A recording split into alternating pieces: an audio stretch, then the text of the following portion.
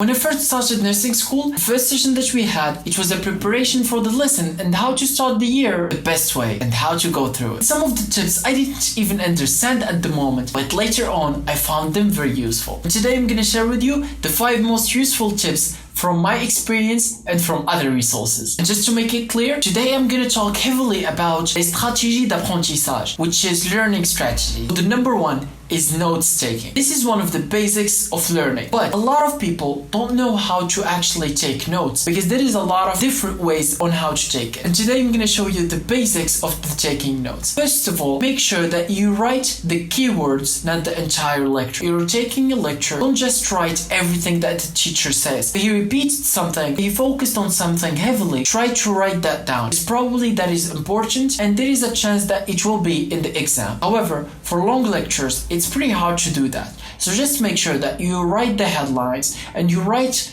the keywords, because after that day, those keywords will help you remember. My way of doing it, especially if the lecture is pretty slow and the teacher is giving us time to write down, I write the most possible things that I can write. And I try to use different colors, I use highlighters, I try to make it beautiful so I don't need to rewrite it again. I just make the notes as a one take by writing the headlines and writing the descriptions, how I see it, how the teacher say it. And also another pro tip, just to clear everything, in some complicated subjects, I need to make a brain map after that, which is also one of the strategies of learning, les stratégies d'apprentissage. So the second tip is active listening. So this is unpopular opinion, but I can show you how much it's very important. For me, I did an oral representation in school about this subject. It was my first representation of the year, and today I'm gonna just clarify it for you because it's very important. What's the difference between actively listening and listening? Listening, you're just biologically listening. The waves that comes into your ear, you're hearing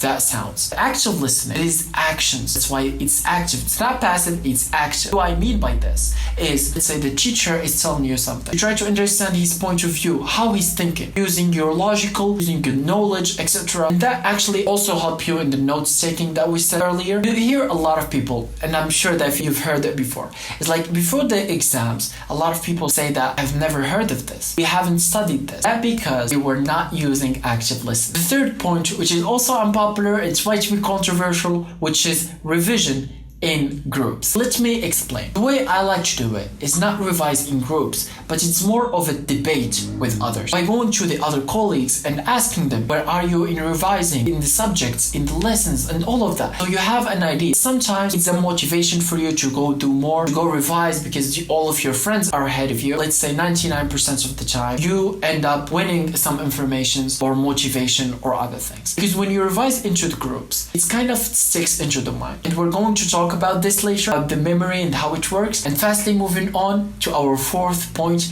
which is social media apps. I know it's unpopular opinion, but hear this. Everyone that I know that is actually top grade in school, whether from nursing school, from other schools like engineering or whatever, from my friend groups, they always leave social media apps, at least in exam period. So you might ask why. Social media, whether we like it or not, isn't a distraction. Yeah, we students, we use it for learning purposes, education, we learn from YouTube, but the others are usually just for entertainment purposes, and they're just a waste of time. Especially in the exams period, you're already busy with revising and you have a lot of lessons to revise, so you don't have time to waste on social media. So kind of try to delete it, or at least try to limit it. Go on forward with that. And ending the 5 tips with probably the most important one, la méthode de VACOG, the method of VACOG. So what does this mean? It is 5 letters in the word of VACOG. So visual, auditorial, kinesthetic, tasteful, and olfactory. These are the 5 senses. So what is the relation between the 5 senses and learning? Hear this. Every person has a type